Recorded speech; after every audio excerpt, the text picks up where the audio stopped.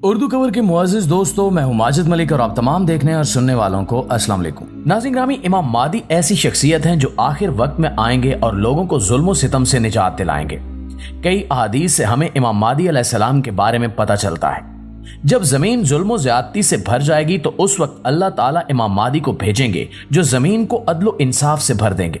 लेकिन सवाल यह है कि इमाम मादी हैं कौन, वो कब आएंगे और इनका ज़हूर कहाँ होगा, क्या वो मकाम पाकिस्तान है? इन सब सवालों के जवाब जानने के लिए इस कीमती और मालूमाती वीडियो को आखिर तक जरूर देखिएगा और अपना ईमान ताजा कीजिएगा। दोस्तों, इससे पहले कि हम इमाम मादी अलैहिस्सलाम के ज़हूर की बात करें, हम इनके बारे में कुछ मुकम्मल मालूमात आपको देते चलें। इमाम मादी अलैहिस्सलाम दीन इस्लाम की तालीमात के मुताबिक काबिल एहतराम शख्सियत है, जिनके बारे में ख्याल किया जाता है कि वो कयामत के करीब वाले वक्त में आएंगे। अहादीस से इनका आना साबित है। वो उस वक्त आएंगे जब दुनिया में फितना और फसाद हर तरफ होगा और इमाम मादी दुनिया में आकर अमन की बुनियाद कायम करेंगे। इमाम मादी के आने से फितना और फसाद खत्म हो जाएगा और वो अमन, रास्तबाजी और इंसाफ फैलाने की कोशिश करेंगे। यही वजह है कि मुसलमान इनके आने के मुंतजिर हैं।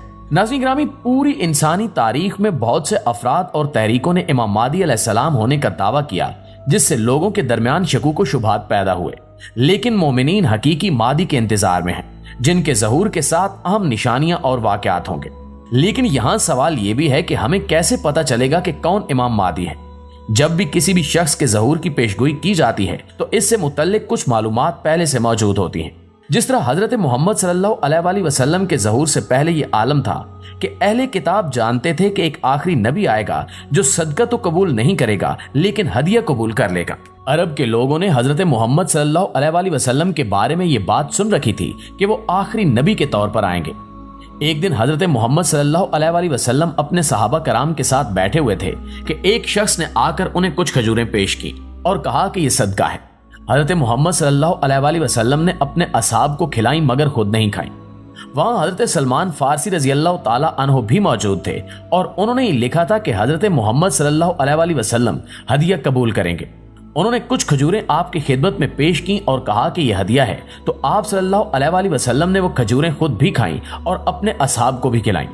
इस तरह ये बात जाहिर हो गई कि आप सल्लल्लाहु अलैहि वसल्लम में वो निशानी मौजूद है जो आखिरी नबी के बारे में बताई गई थी।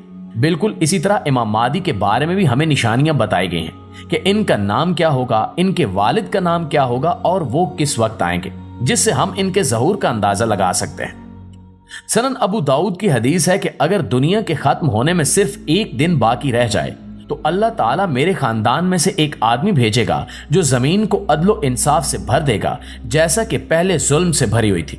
इसी तरह सही मुस्लिम की हदीस, अगर दुनिया के खत्म होने में सिर्फ एक दिन बाकी रह जाए तो भी अल्लाह ताला उस दिन को तूल देगा, यहां तक कि मेरे खानदान में से एक आदमी भेजेगा जिसका नाम मेरे नाम के बराबर होगा। वो जमीन को अदलो इंसाफ से भर देगा, जैसा कि यह जुल्म और नाइंसाफी से भरी हुई थी।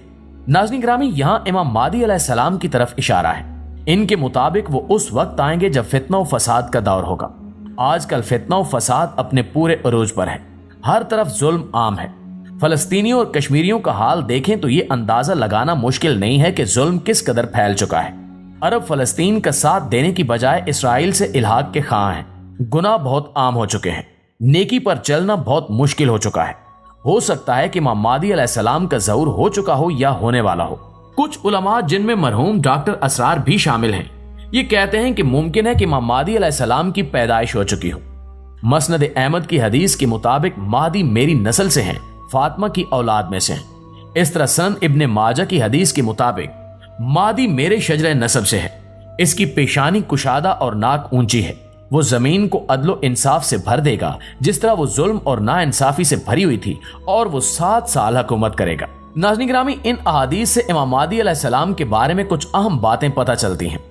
इमाम मादी अलैहिस्सलाम हजरत मोहम्मद सल्लल्लाहु अलैहि वसल्लम के खानदान से होंगे। वो फातिमा रजी अल्लाह ताला अन्हा के बेटे हसन रजी अल्लाह ताला अन्हु की औलाद से होंगे।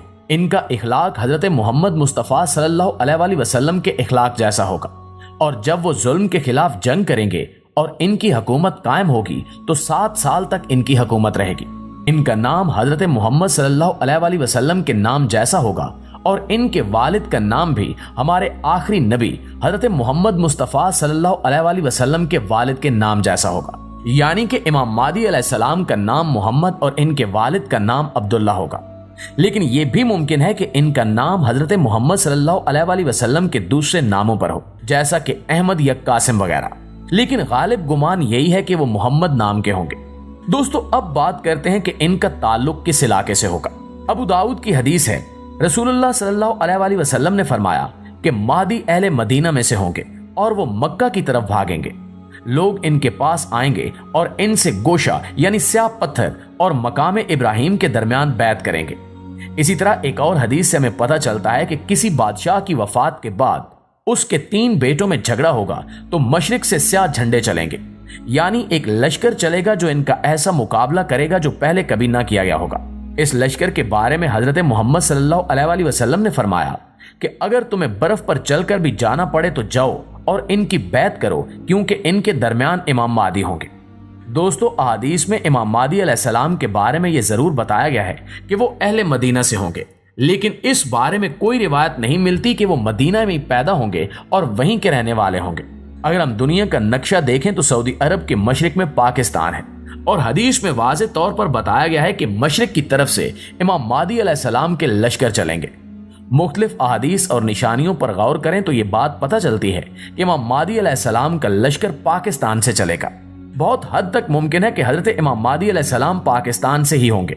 दोस्तों, हालिया हालात व वाक़यात को देखें तो हर तरफ मुसलमानों को जवाल का सामना है और मिस्र और इराक मुख्तलिफ इलाकों में मुसलमानों पर जुल्म जारी है। तो मुमकिन है कि उन इलाकों से मुसलमान पाकिस्तान में जमा हो और अल्लाह ताला इनको कुव्वत अता करे जो इमाम मादी अलैहिस्सलाम के लश्कर में शामिल हो। इसके अलावा अगर तारीख का जायजा लिया जाए तो हिंदुस्तान एक ऐसी सरजमीन है जहां सदियों से मुसलमान उम्मत के मुजद्दिद आते रहे हैं। अगर हम तहरीक खिलाफत की बात करें तो जब खिलाफत खत्म हुई तो तमाम मुसलमान मुल्कों में से सिर्फ हिंदुस्तान ऐसा था जहां से इस पर रिएक्शन सामने आया और खिलाफत के तहफ़्फ़ुज़ के लिए तहरीक चली। पिछली कई सदियों में हिंदुस्तान का खित्ता वो इलाका है जहां इस्लाम के बड़े नाम पैदा होते रहे हैं और इन्होंने इस्लाम के लिए बहुत सी खिदमात अंजाम दी। इन सब चीजों को देखते हुए बहुत से दानिशवर ऐसे हैं जिनके मुताबिक हजरत इमाम मादी अलैहिस्सलाम का ज़हूर पाकिस्तान से ही होगा और पाकिस्तान ही वो सरजमीन है जहां के बाशिंदे हजरत इमाम मादी का लश्कर बनेंगे और जुल्म के खिलाफ जंग में शामिल होंगे। अब जरूरत इस अमर की है कि हम अपने आप को इस काबिल बनाएं कि जालिम का साथ देने की बजाय और खामोश तमाशाई बने रहने की बजाय जुल्म के खिलाफ उठ खड़े हों। हजरत इमाम मादी के बाद हजरत ईसा अलैहिस्सलाम का नज़ूल होगा।